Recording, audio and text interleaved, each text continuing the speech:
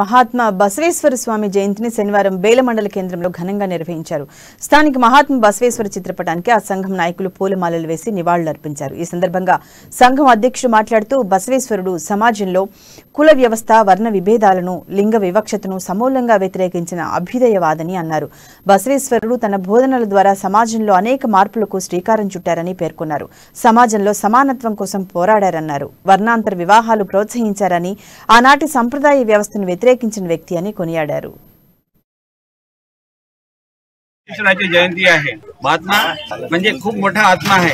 त्या काळामध्ये फक्त 4 वर्ण होते, ब्राह्मण, वैश्य, शूद्र आणि क्षत्रिय. तर त्यापैकी फक्त ब्राह्मण लोकच पूजा करत होते. बाकी लोकांना शिक्षणाचा किंवा पूजा मंदिरात जाऊन पूजा करायला सुद्धा अधिकार नव्हता. महात्मा बसवेश्वरांना हा भेदभाव नष्ट करून सर्वांच्या हाती लिंग देऊन, शंकराची पिंड देऊन पूजा करायचं त्यांनी म्हणजे अभियान चालू केलं. समाज सुधारण्याच्या अनेक सुधारणा केल्या. त्यावेळेस बालविवाह होत होता, त्या बालविवाह बंद केला. स्त्रियांना शिक्षण नव्हतं, स्त्रियांना शिक्षण सुरू केलं.